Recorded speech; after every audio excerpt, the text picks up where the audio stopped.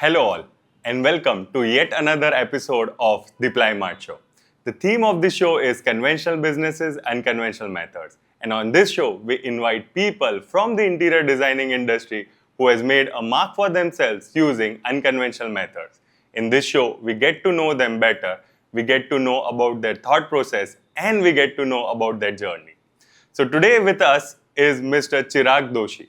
Chirag has done his master's in visual communication design from Monash University, Melbourne, and he has done his bachelor's in interior design from APIED Anand. In 2006, Chirag Doshi co-founded Ego Designs, an interior design studio based out of Ahmedabad, along with his partner and wife, Sneha Doshi. Since then, Ego Designs have completed more than 450 projects across the country of varied scales and in different segments like residential, workplaces, retail, hospitality, education, healthcare, and more. Chirag has been closely associated with Triple ID since 2012 and is currently the chairperson elect. And he is going to be the chairperson of the Ahmedabad chapter in coming few months. He is also associated with academics as a visiting faculty and juror. Welcome Chirag to our show. I thank you for coming down to our show. So thank you Chirag for coming down to our show. I welcome you over here. Thank you. So, Chirag, tell us something about your journey. You always wanted to become an interior designer, or it was just a coincidence? Well, partly both actually. Since a child, I was good in drawing. That is what I was told actually. And with around I'd taken science after 10th, and during that period between 11th and 12th, I chanced upon architecture and design, and some of my friends were going to choose that particular stream. So that introduced me to this whole world. And I thought that, combining my skills and being a bit imaginative at that time, I thought this is a journey to take. And well, it ended up being a journey towards interior design and further into Viscom and everything. So, how did your parents react? You said you are good in drawing, so they were like fine with you pursuing, or they wanted. Yeah, they were not much aware of this thing. I'm talking about 20 years back, really, when these decisions were being made. And my father was a banker from a Okay. commerce background. My elder brother is a chartered accountant. Oh. So very much devoid of this whole world of design. So they didn't really understand much about it. They just believed in me when I told that this is the field I want to pursue, and that's how it started. And they were supportive, and that's why it happened. Super, nice. So you have done your bachelor's in interior designing, Yes. and then you did your master's in visual communication design. Yes. So tell us something more about this visual communication design. What it is? Yes. So during my bachelor's in interior design, I was always interested towards branding, visual communication and branding. And during the fourth year or so, I became inclined towards that. I was reading a lot more about graphics and visual communication.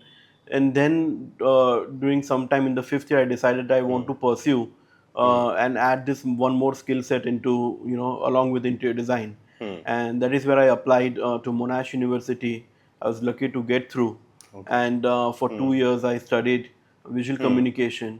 And even till now, I'm involved with projects, particularly retail and commercial projects where the knowledge of Viscom comes very handy along with interior design. So, yeah, that's how it happened. So Viscom is like visually how you see a particular place and how that place communicates, or it is like more of like Yeah, a so if I branding? want to include in Viscom, even filmmaking is part of visual communication. Oh, okay. Right? But since my stream was based about interior design and architecture, my specialty happened more towards the branding part and identities creation and stuff like that.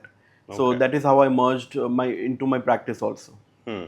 And how is this helping you out in your business? How are you utilizing this Viscom in the Yeah, so as I said that many retail and commercial projects have this aspect of branding and visual communication. So we are able to give services in both of them together rather than having independent consultants for both. Okay. So that helps. And initially, in very early part of the career, we were only doing Viscom projects also for branding and visual communication. But now it is more towards interiors and branding as an offshoot for that. Okay. Nice. So, in 2006, you co-founded the firm Ego Designs Yes. along with your wife. Yeah. So, tell us the motivation or the inspiration behind starting your own firm. Yeah, so we were engaged before I went off to do my masters. Acha. Sneha is my classmate from college, Okay. and we are seeing each other since the second year in college. Nice. And after I went to Melbourne for my masters, Sneha was working in 2 years in Pune. Okay. And I decided to come back from Melbourne after completing my masters, she was doing a job, and we decided to get married and start our practice post marriage. So that is exactly how it panned out. And the inspiration was that Sneha has a particular very good skill set. She's a people's person. I'm a more of an introvert and a design person. Okay. So we wanted to get our skills together to build this whole studio. And it's been now more than 17, 18 years now. And it's going pretty well now. So it is a perfect match where one person is an extrovert and has a lot of people skills, and then one person is Yes, an introvert. absolutely. It works. Exactly works that way, where we are utilizing our own skills for the best purpose, And yeah, so that's how it's been going on Nice. smoothly. Yeah. Super. So, tell us, how do you balance functionality and aesthetics in your designs? See, functionality is something is one of our core design philosophies. If you see that over the years, the many residences or the offices we have done, we make sure that our projects are client centric. Even if we have to compromise on our own aesthetic sense, we do that. But we don't do impose our aesthetics, our design senses at the cost of functionality. So that is always primary for us. Our clients are always happy with the kind of warmth and coziness that we provide in the residence design, or increase the productivity in the business, whether when we are doing offices and commercial and retails. So the philosophy is more client centric. And then once that aspect is not compromised, of course we add our own sense of style and design aesthetics into the whole project.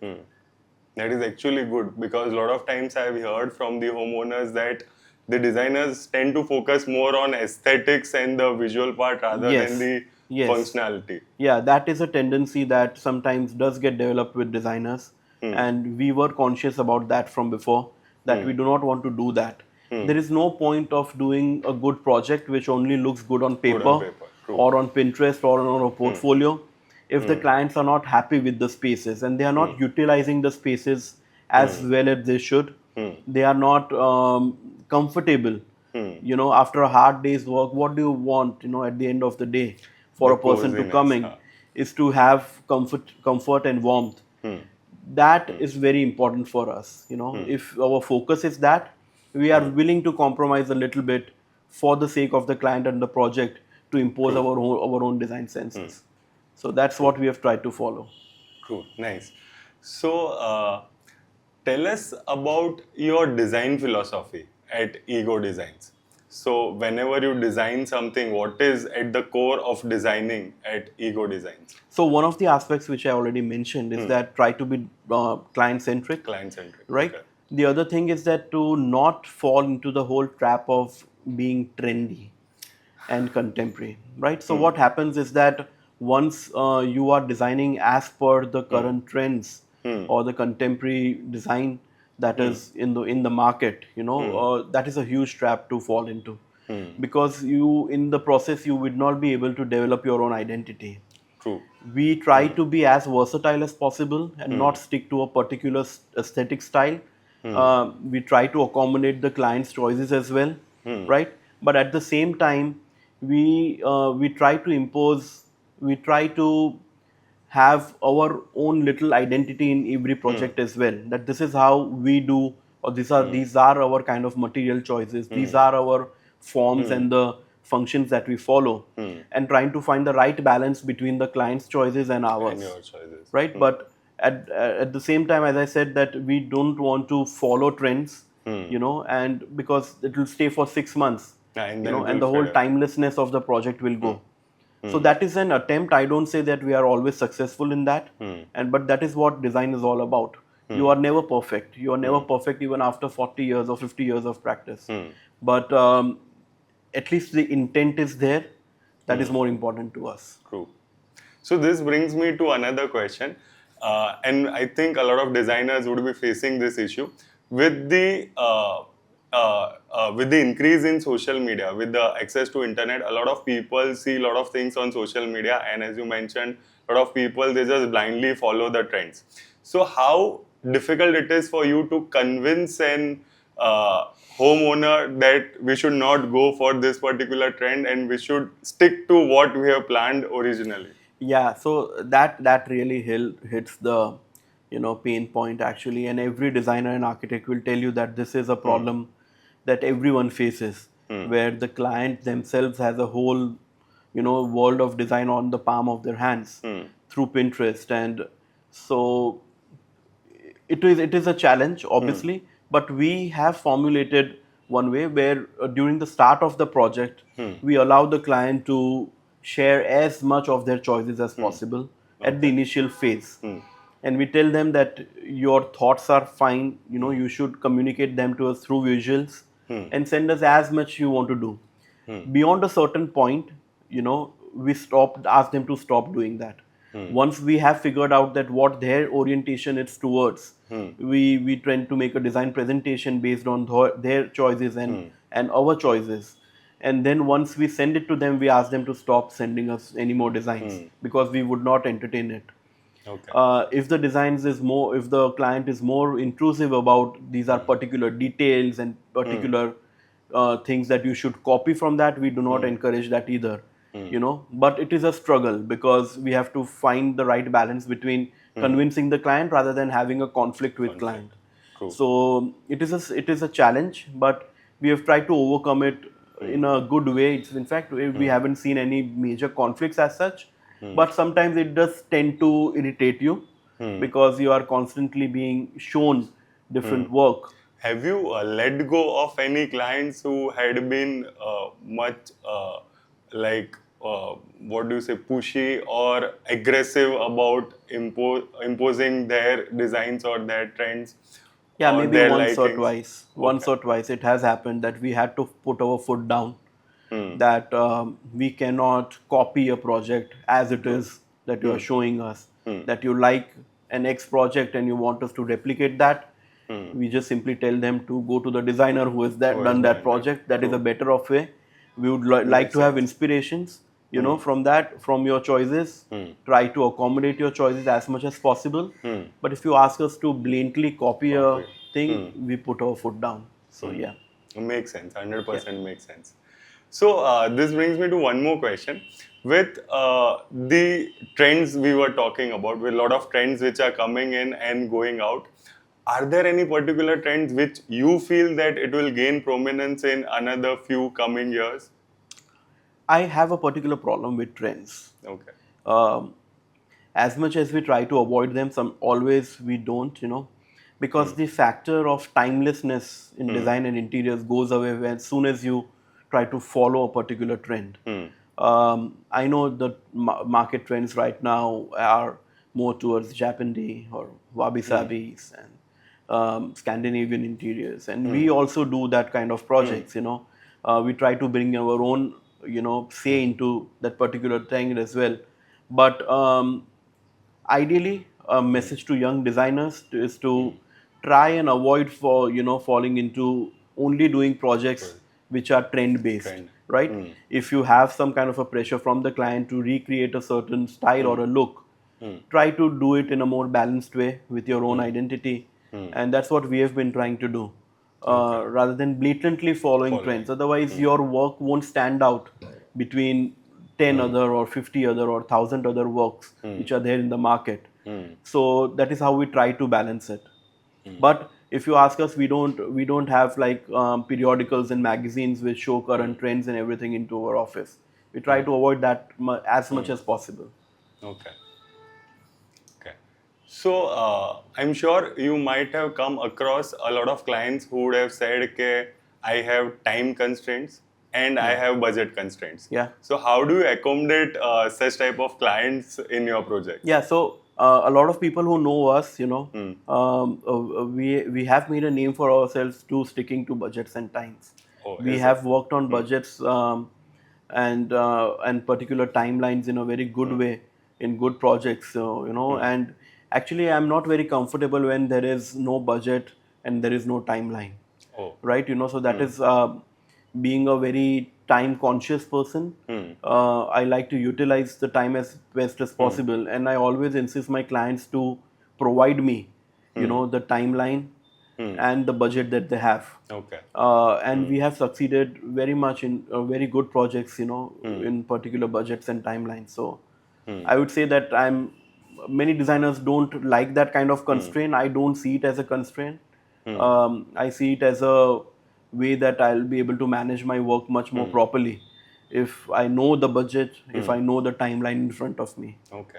So tell us the thought process when someone says, I have X amount of budget and I have Y months of time with me. Yeah. So what is the thought process? Then how do you start the design for that particular client? So there are a lot of variable factors in that. If the client is unreasonable in terms of what he's envisioning with the project, in terms of the kind of design scheme and everything, and if that is not practical with the timeline and the budget that he's proposing, we say that upfront. That what your vision is or what our vision is with regard to what we have understood from your requirements, that does not match with a certain timeline. We tell them upfront. We do not accept that, okay, fine, ho jayega, and then make a mess of the whole timeline. That is not something we do. We tell them upfront. And same thing with the budget. If the client is expecting a certain look and a certain finish, which they have communicated to us, but their budget does not match, we have to tell them upfront. So, see, look, this does not match at all. You need to increase your budget by this X factor to accommodate what you are envisioning. Otherwise, we'll start the project, and by the end of the project, you will realize that the money has gone probably 1.5 times or twice your budget, and then our conflict will start. So I don't want that. So this is what you should keep in mind. Most of the times I've seen the clients being accommodating to this if you are transparent. So when you are asking about design philosophy of a company, we tend to believe that we always are transparent with our clients and our vendors and contractors and everyone, So it's a more open process where everything is communicated well in advance. Okay. Just for the factor to avoid conflicts and retain the client for future projects as well. Because, the philosophy is simple. If you have lesser conflict with clients, you will tend to work More for chances, them. The chances are more that you're going to work with them again. And that's the whole idea.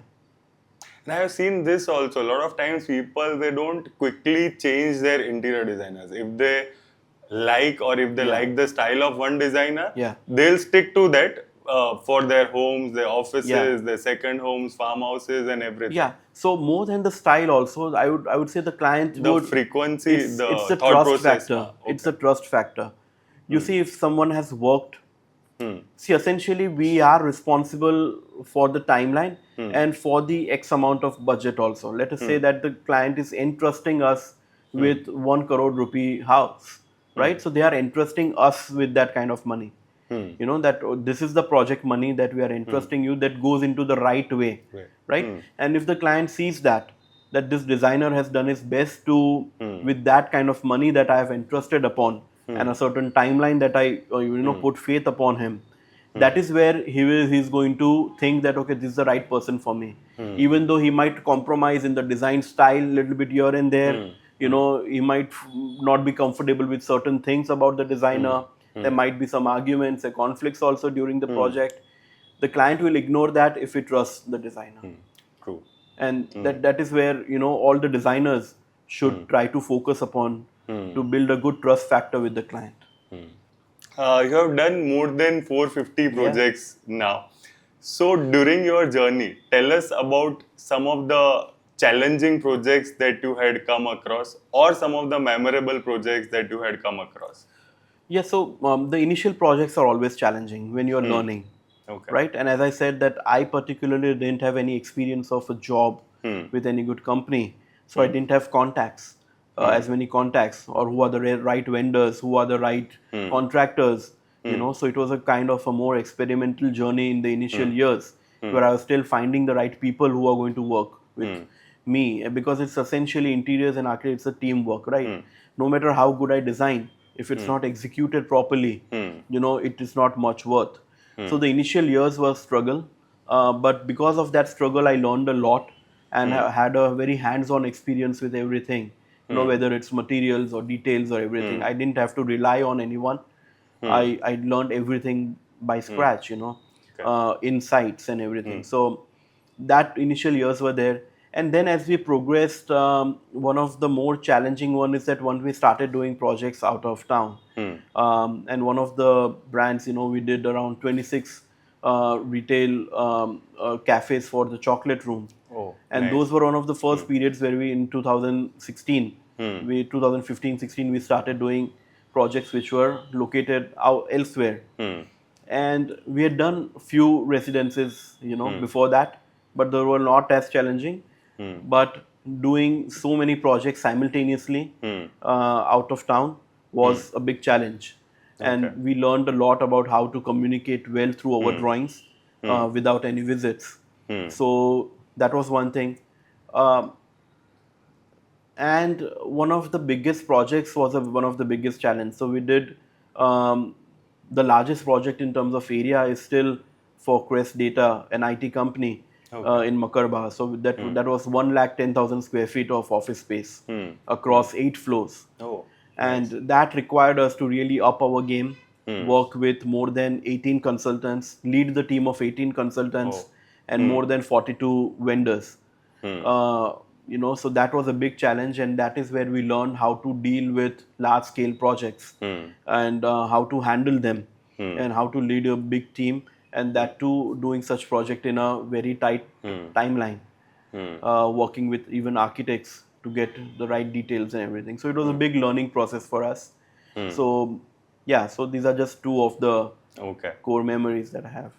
So, tell us, like, how you said you had to travel with Chocolate Room. You did 26 outlets, so Yeah. you had to keep on traveling across the country. Yeah. So then, how do you manage the people on site over there from Yeah. here? So you travel frequently, or you are over here and then you communicate with them. Yeah, so I mean, as per the contract, I just had even just 1 or 2 site visits Okay.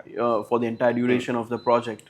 But that is where your drawings come into the picture. The better your drawings are, you know, the well detailed, and that really helps into, you know, communicating with the contractors elsewhere. If your drawings are weak, they are going to have a struggle, and that is why more visits are needed. So that was the main thing that we learned during that time. The more tighter your drawings are, the more detailed your drawings are, with the right dimensions and labelings and all details are there on paper, it is a better, you know, way to deal with it. Okay. And yeah, of course, and site visits are usually needed. Supervision is needed to check the quality of the work, but your drawings need to be very tight. Very tight. And that's how we learned during that time. So you had mentioned this term triple ID. You are you have been actively involved with triple ID since 2012, and you are currently the chairperson elect. Yeah. And in coming few months, you will be the chairperson. Yes. So tell us about your relationship with triple ID. Oh, it's a very deep bond. You know, I had my first stint with Triple ID was around 2012 to 2014. And then I had a very big break, focusing more on, setting up my career. And since 2019, I've been again actively involved. And it's a great place to be because uh, we now have a purpose. So the way I look at it is that it's a way for me to give back to the industry and the fraternity, which has given me so much, Okay. right? And by working for a common cause for the fraternity, gives you a sense of purpose, apart from your own practice and work also. So, and in that process, you meet people who are like-minded, Okay. and the deep bond that you share with them, the committee members and the leaders. That is one aspect. The other aspect is that you come to a leadership position, and there are things that you learn which you can never learn Learn. True. by just sitting in your office and doing your own practice, right? So that leadership aspect, and we learn so much from the seniors and how they have dealt with challenges that come along, and through working for an institute, for the industry. Those are the things which I cherish, the most. And it's an ongoing process. And even though becoming a chairperson elect or a chairperson does not take away from the primary purpose, it's trying to give back to our fraternity in as much better way as possible. Nice. So, any fond memories if you have with Triple ID? Like any incident or any memories which you. There are so many actually at the institute level also, and the personal bond also that we have formed, and the friends that we have formed in Triple ID. But great memories, like particularly if I talk about with the fraternity, the fact that it gives me, rather than any incidences or anything, the fact that we are able to get our architects and designers and the trade members in our sports carnival together, Okay.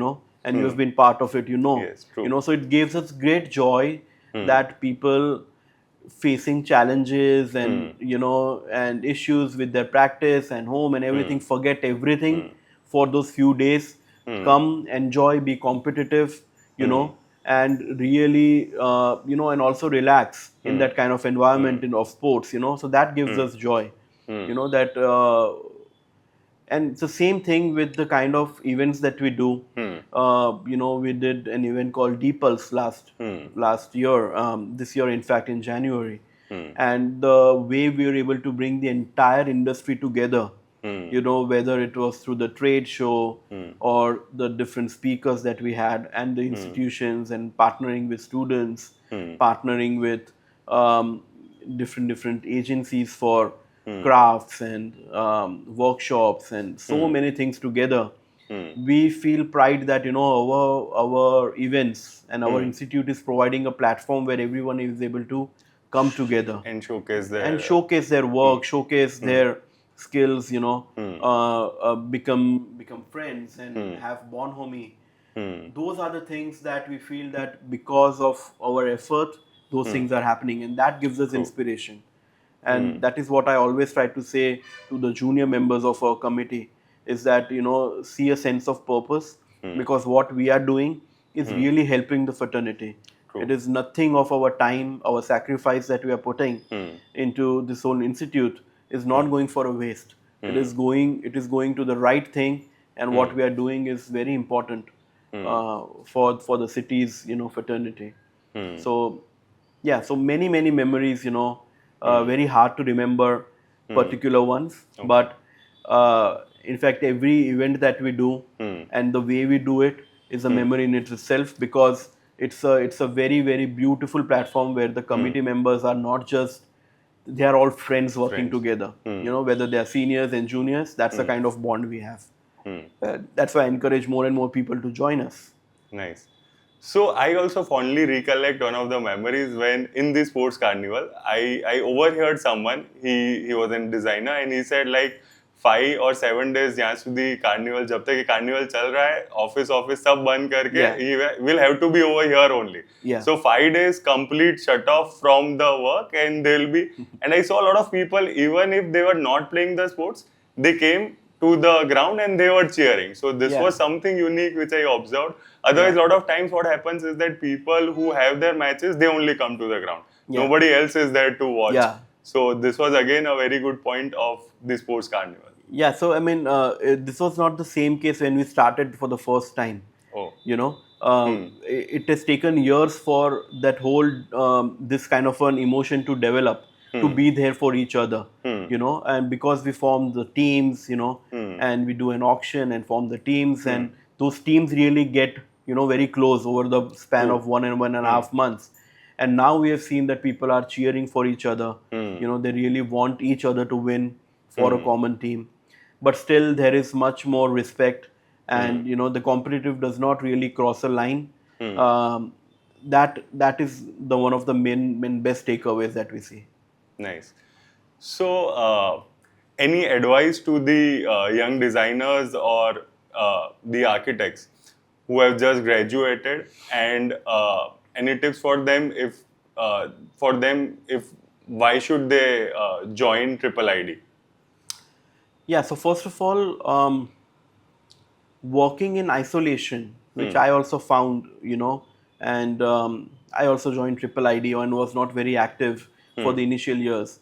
Working in isolation in your own shell, in your own office, in your own cocoon, is not going to help you much. As soon as you become part of a larger group, you will feel that you are learning little by little from everyone that you meet. So with a platform like Triple ID, once you start coming to the events, you know, and become part of certain initiatives, you feel that you are part of a larger whole, Cool. right? And then you are going to extract a lot of key information, key learnings from the people that you meet over there, and that is going to help you in your own profession as well, right?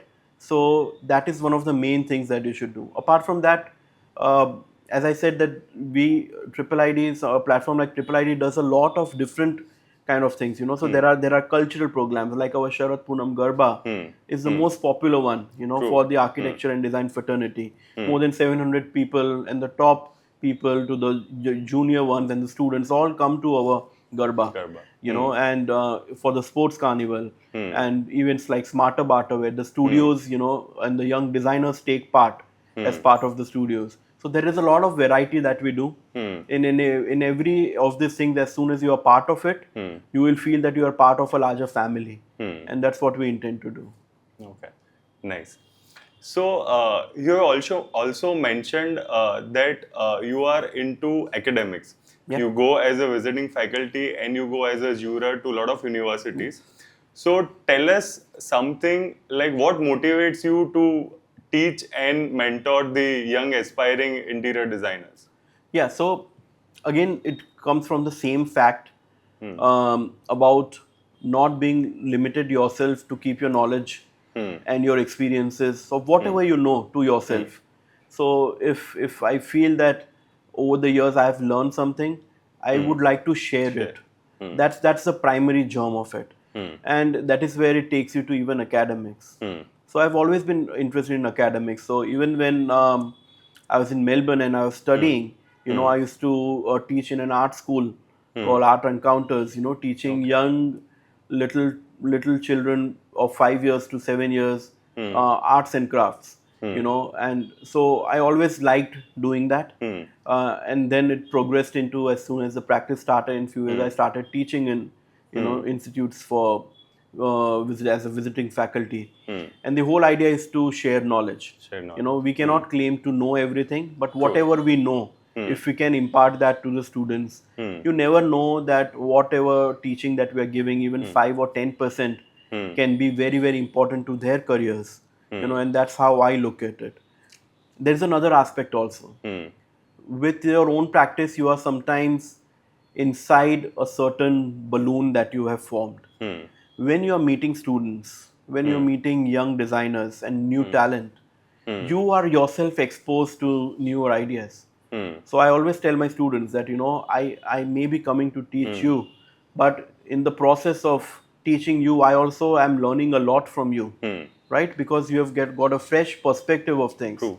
the Gen Zs, they have a very different way of thinking True. and approaching design and approaching management and approaching how to approach how to handle a particular problem, so that is different from our generation. So if you keep your eyes open and we are open to that, academics also teaches you in return, and that's how I like to look at it. Nice. So, with academics, tell us something about your style of teaching, where you also help students to be better equipped for the real world problems or the real professional world. Yeah, so that is exactly what I take my studios about real world scenarios, because I cannot claim to be teaching something which I cannot claim to be very knowledgeable about. But if I'm good at practice, if I'm associated with institutions and know about the practice and the professional practice, that is what I try to teach in my studios at the universities, where how to approach real world situations where they are more well equipped, that once they pass out of a particular institute, they are ready as much as possible for real life scenarios, whether it is handling their own practice or whether it is handling design problems, whether it is handling the site issues that come across, whether it is handling money and budgets, Oh. and the timelines. So all of these aspects are covered, Nice. in So what you I try also to teach teach. them on how to handle the money, like Absolutely, absolutely. Nice. Because that is something, they should be knowing. It's not a True, topic true. that should be taboo, that it's not a topic that should be avoided to students.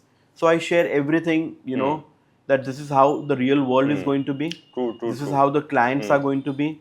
All these are parts of the things which I can share with them. And if they can take away all of those things before they start doing their own journey, that is satisfactory. Nice. So you mentioned you do projects. You go to different cities you travel across the country to do projects. You are associated with Triple ID as a office bearer. Then you are also into academics. So tell us, how do you juggle between all these things?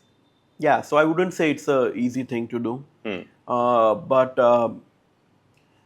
by nature I'm meticulous in nature, Okay. and but also with time, So time management becomes everything, True. and you have to compartmentalize, if you're doing multitasking like this, that okay, these are the 3 aspects of your life, or these are the 4 aspects of your life, or 5 or whatever, because even personal life is an aspect of life that you have to take care, right? And find the balance between all of them. At that time, being meticulous and compartmentalized in your thought process helps. It's not always easy. There are always sacrifices. You feel that you are not probably giving enough time to probably family, for your personal self-care. All those things happen, but with time you try to accommodate as much as possible. I feel 24 hours are a bit less, like any person. If there are more hours, it's better. It's better. True. Any professional, would also feel that. But with time you have to learn to do, how to manage the best of the time that you get on hand. And I am very meticulous with that, and I plan it ahead, whether it's in my mind or whether it's on paper. Okay. And that is how I'll be able to juggle with 3 different roles. Yeah. Nice, nice. So, tell us something about your views on wood as a product. Yeah, so and I don't think there are many designers who doesn't love wood, right? I love wood because of the simple fact that it's timeless, right? Our struggle comes into the picture of, I would use a lot more wood if I could. Our struggle comes into picture to align ourselves with the client.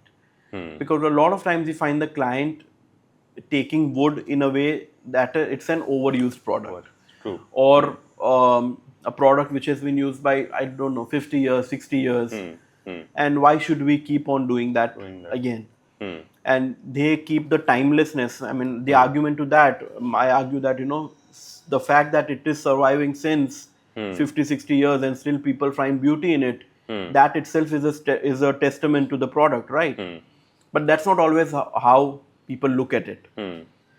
But I feel that over the last few years, it has made a great comeback. In fact, True, you true. know, and different species of wood has made a comeback. And while during probably the 80s to 2000 India, you saw only the teak wood as being the primary wood product, and being very specific in its color palette, matching to a certain color palette only. Now we have seen different species of wood, like oak and ash and pine and all of those different shades of wood and the different properties of wood coming into the picture and being used extensively by architects and designers. So me particularly, I would love to use wood a lot more, but we do find a struggle with clients, who like color schemes and mood boards which are less wood centric and are not as much prominence of that, and that is why we go towards a more subtle species of wood, which are not very loud, probably like a teak or a Valsari teak, which has a little bit of a stronger figures and stronger color to it. So we try to use more subtle palette of wood into that, so that we also get to use wood, and we are also able to convince client that this is not something which is going to be detrimental to the whole design scheme, but it's going to be better for the whole mood board. So yeah, but I feel it's a amazing, timeless product. Should be used more, and I hope that the next generation of designers see the value of it. I also feel that the knowledge of wood is a little bit less in terms of what are the different species, what is the particular hardness or the softness of this wood, how best can a particular species of wood could be used for what product of design, whether it's furniture or panelings and stuff, and what are the problems with wood also. True. So all those particular detailed knowledge is also needed, so that you don't misuse the application of wood in a particular way. So I hope that that ours as an institute or and trade members are able to impart more knowledge about wood to the young designers and also to experienced designers, so that they are able to use it in the best way possible, are able to then convince clients into using it as the best possible product for an application. So I hope those things happen. So a lot of homeowners would be watching this show. So tell us any tips if you have for someone who is planning to make their house. Yeah, hire ego designs. That's the tip. To be frank, hire a professional designer. True. If there are homeowners thinking about it, I don't know what all homeowners or any of the clientele thinks about a professional designer, but first of all, that hire a professional designer, not for the sense of aesthetics that they bring to you, but also for the sense of functionality and the planning in the space planning and the different aspects that will help you change your lifestyle for the better. All of those things a professional designer can only provide, right? So first step is that. People trying to doing their own homes, I've seen a lot of them, thinking that what is there in interiors, we can go to a shop, buy the best material, get a contractor, a mistri ko bitha do, and they will do. Now that is the mindset that they need to come out of, because it is not just about picking up a picture, showing it to a contractor and getting it replicated. Design is much more beyond that, and if you want to real have comfort, utilize your space better, you need professional help. So my only tip is that have professional help to the homeowners. So in your bio, it was mentioned that you have done a lot of varied projects, right from residential to retail to workplaces. So tell us few of the tips if someone wants to make their retail space. What all things that they should keep in mind? So again, retail functionality in the retail space is very, very important. First of all, you have to make sure that the function for which the retail outlet is for is taken well care of. Lighting is something I feel is ignored a lot in retail. Lighting design and in-depth knowledge about the different fixtures of light, the intensity, beam angles, the color temperature, all of those details to be need to be very well knowledgeable, to understand, because lighting is a very important aspect of retail. Apart from that, as far as the aesthetic goes, if the function is not proper, the aesthetics will always take a backseat.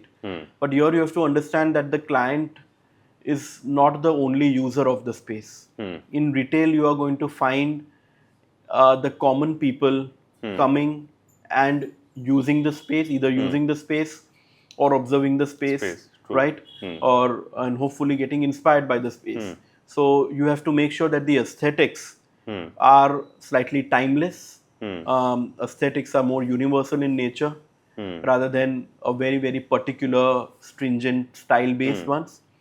That too come into the picture depending on what the retail is about. But you have to keep in mind that there are going to be hundreds and thousands of people coming to use that particular space, and that is where the right balance between aesthetics needs to be made, and so that it's more and more appreciated and acceptable to a larger population rather than a very smaller population. So those are the particular things that you have to keep in mind. So you might be going to a lot of places to buy materials.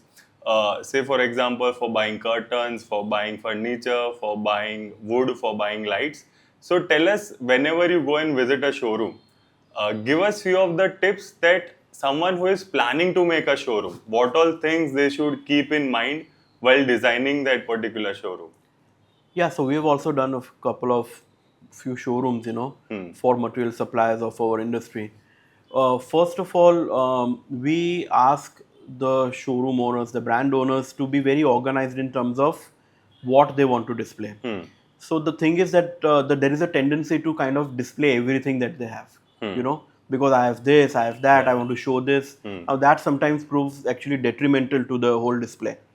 So you have to figure out what are your statement pieces, what are the best displays that you can get. I'm not telling you to compromise, on the number of displays, but not everything can be displayed. And if you start displaying everything that you have, the showroom will look like a go down, right? So first aspect is that the brand owner should decide on what are the SKUs that they want to really display.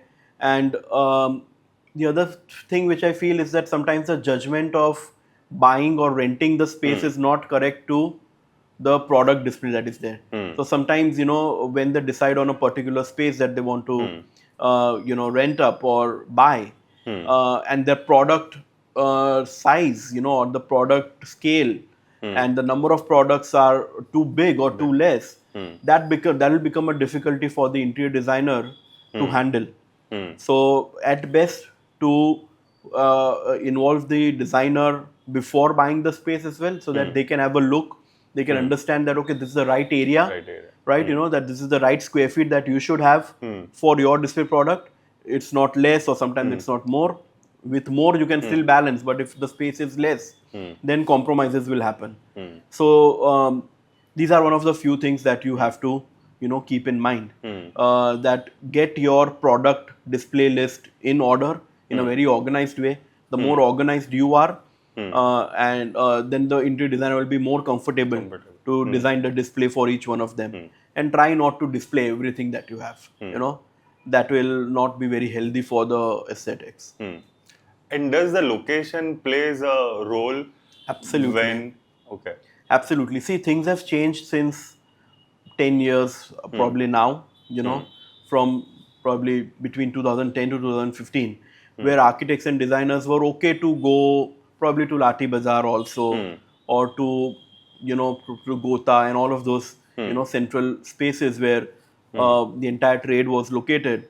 But now with the clientele and the architects' expectations have risen, and they are much more comfortable to take their clients in for selection if you are more centrally located in a better commercial building with better display, with good lighting, with good service.